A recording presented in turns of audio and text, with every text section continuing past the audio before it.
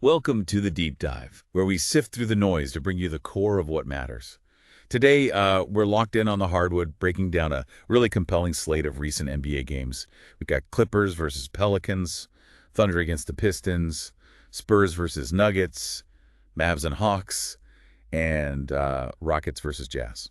Yeah, and looking at the scores, what immediately jumps out is just the sheer variety. We're seeing everything from like dominant victories to these super tight down to the wire finishes. It really highlights the different strengths and competitive levels across the league right now. Exactly. You've shared a stack of reports on these matchups, and our mission here, well, it isn't just to rattle off scores.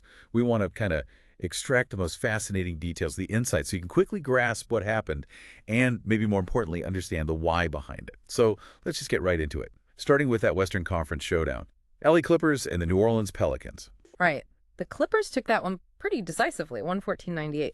What struck me really was the sense of control they had just throughout the game. Their offense, it just seemed to be operating at a really high level. Yeah, the reports definitely back that up. They emphasize some standout offensive performances.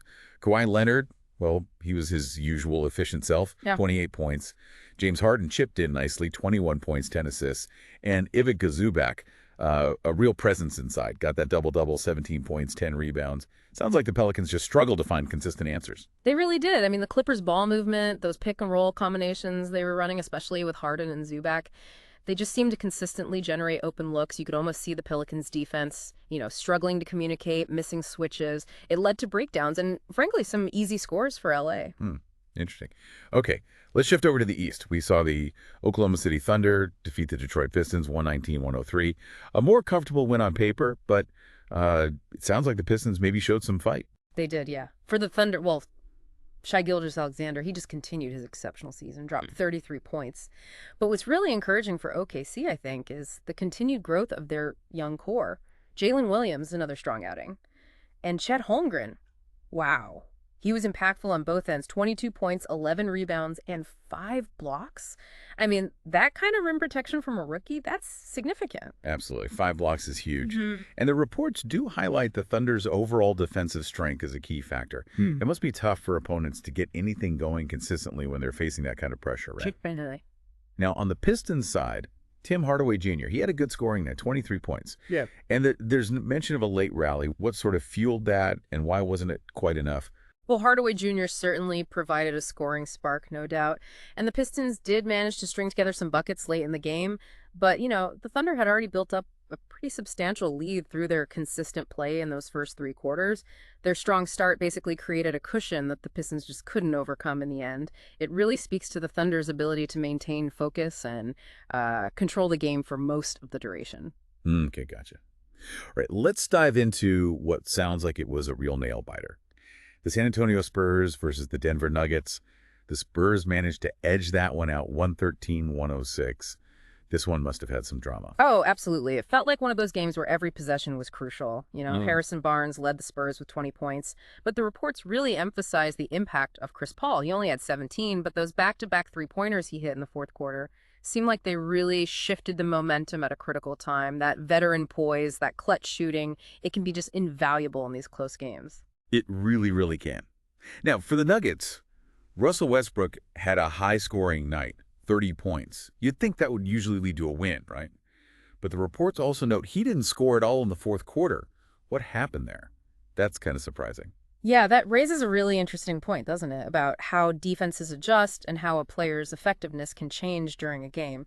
While Westbrook was, a dominant offensive force for 3 quarters, it seems like the Spurs really tightened their defense on him in the fourth, maybe forcing him into tougher shots, cutting off his driving lanes, something like that. Meanwhile, the Spurs seemed to have a more balanced offensive attack, and their D held firm in that final quarter.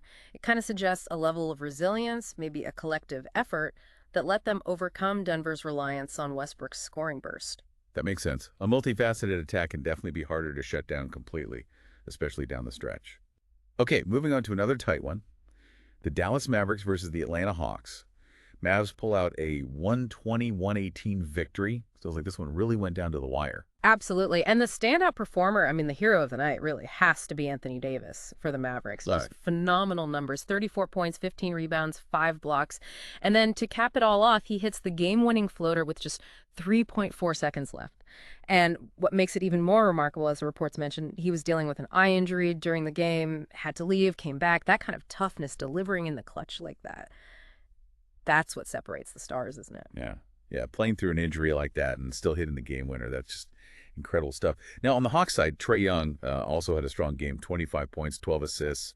The reports say he had a last-second three-point attempt to potentially win it. What happened on that play? That's right. Young got a decent look, apparently, but unfortunately for Atlanta, the shot just didn't fall. It happens, right? These high-pressure moments, they often come down to the smallest of margins.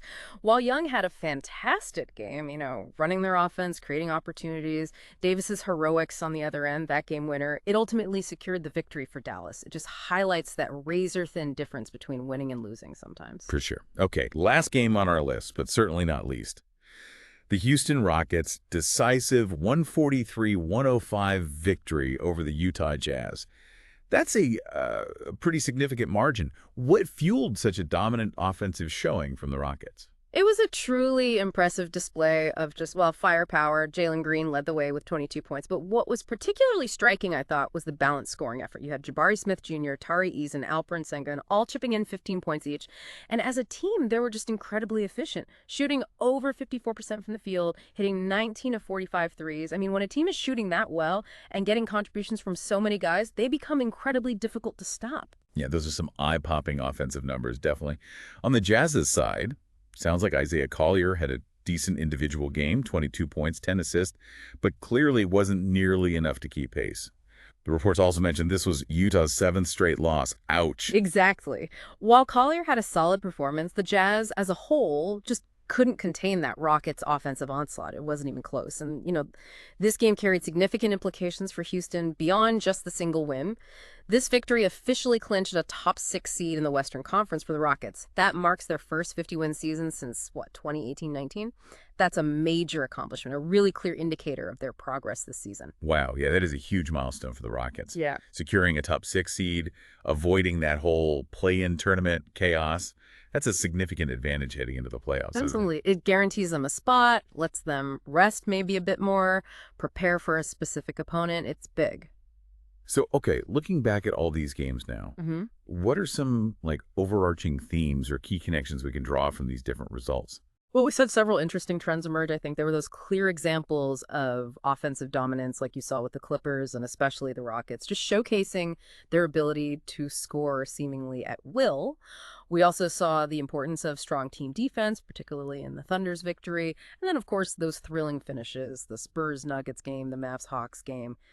They just underscored the intense competitiveness of the league, and how individual plays, individual moments can completely swing the outcome. Right, and like we just discussed, that Rockets win really stands out as more than just a win. It's a marker of significant team progress, right? Yeah. Reaching that 50-win mark, securing that guaranteed playoff spot, it's a real testament to their development over the whole season. Precisely. It's kind of the culmination of their regular season efforts paying off. And then when you look at those tight contests, Dallas versus Atlanta, Spurs versus Nuggets, you really see how crucial individual brilliance and clutch performances become. Anthony Davis's game winner, Chris Paul's timely threes, they can literally be the difference. And they really define a team's resilience, I think. Yeah, it really highlights the diverse paths to victory you see across the league. Some teams just overpower opponents with scoring, like the Rockets did.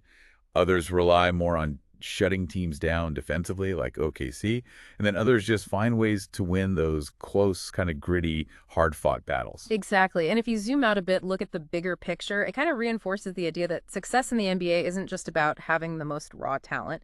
It's about team cohesion. It's about strategic execution. And yeah, it's about the ability of key players to perform under pressure when it matters most. We definitely saw examples of all of that in these games. Well, this has been a truly insightful deep dive into what was clearly a fantastic night of NBA action. We've broken down dominant performances, those nail-biting finishes, and even a season-defining victory for Houston. Hopefully everyone listening now has a much clearer understanding of what transpired and sort of the significance of these results. Absolutely. Yeah, we've tried to extract the key details and hopefully provide some deeper context into the various factors that influence these outcomes. So here's something maybe to consider as you go about your day. When you look at these different types of victories, we talked about the overwhelming dominance versus the narrow escape. Which one do you think provides a better indication of a team's true mettle, their potential for long-term success? Is it the ability to just blow out an opponent, or is it that grit and resilience shown in grinding out a close win? Think about the different pressures, maybe the lessons learned in each scenario. Something to chew on. Until our next deep dive, thanks for joining us.